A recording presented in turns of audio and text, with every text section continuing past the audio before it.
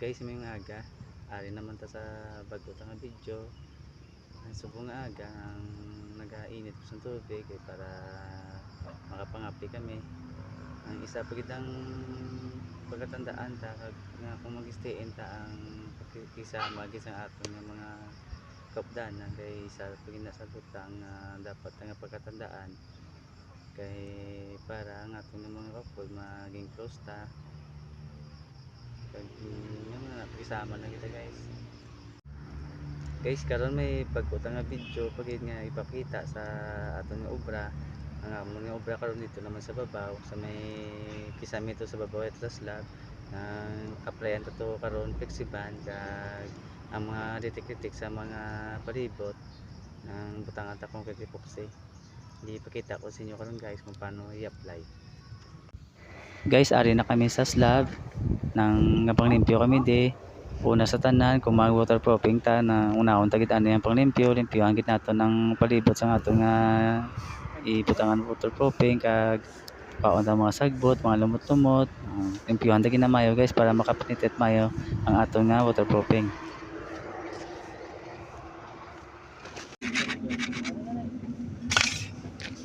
Limpyo pang-sketch ko sa mga lumot-lumot sa slab. Kung hindi natin madala sa palita gamitan ito sa spatula para makiskisan dikit mayo kag mapatid natin ng mga lumot-lumot sa mga kilid sa corner para makapinitot mayo ang ating waterproofing. Ari guys nang continue lang tadya po sa aton nga panglimpyo ilibutin tagid ang area sa butang sa waterproofing para patinuan ta mayo makita tagid mayo ang mga higko. Kita yung guys kang ginatinuan ko mayo i-ubrahon ta lang guys ang sakto nga ating ubraho para ang resulta sa obra ta ang result is sakto man para makita man sa ating mga kliyente na mas satisfied man sila. Siyempre tapos ta pag-skis limpyuhan ta naman sang tubig guys kay para makapagid ang mga yabok-yabok hangga siksik sa mga buo sa semento para makasulod gid mayo ang atong waterproofing guys. Ari guys nang makita nyo yung lasad naman sa tubig ginagamitan ni Migo Edmond sa ang brush kaya para makakaskit ng mga yabok-yabok.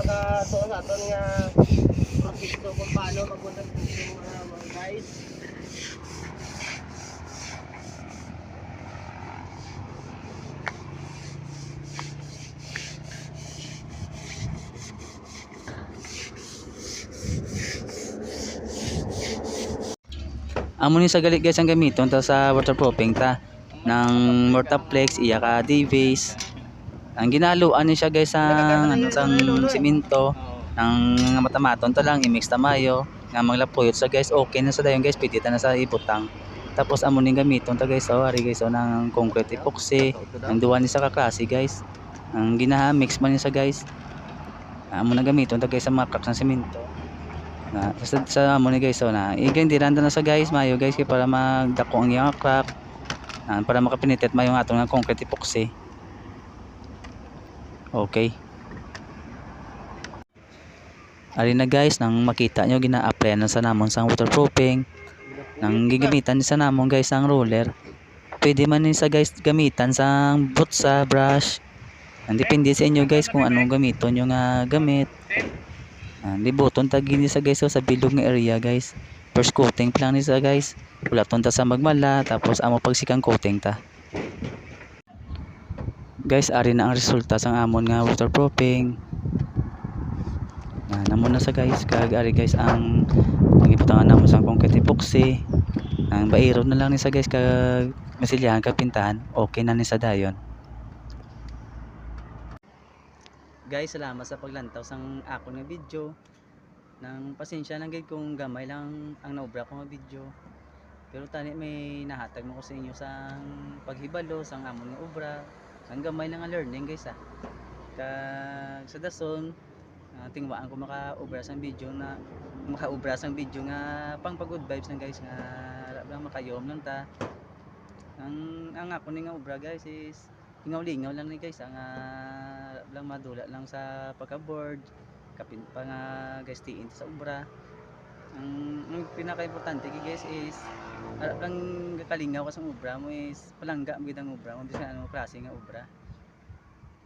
Kag siyempre kung gaobra ta ang aton nga income is gamiton ta sang tiyakto di lang para sa kagulingon ta ano ta man sa aton nga pamilya kay para ang aton mga pamilya nang nalipay man sa aton syempre gasalig man sila sa aton nga mayara ta sila provides sa mga ilang mga kinahanglanon kapin na sa ang atong mga kabataan.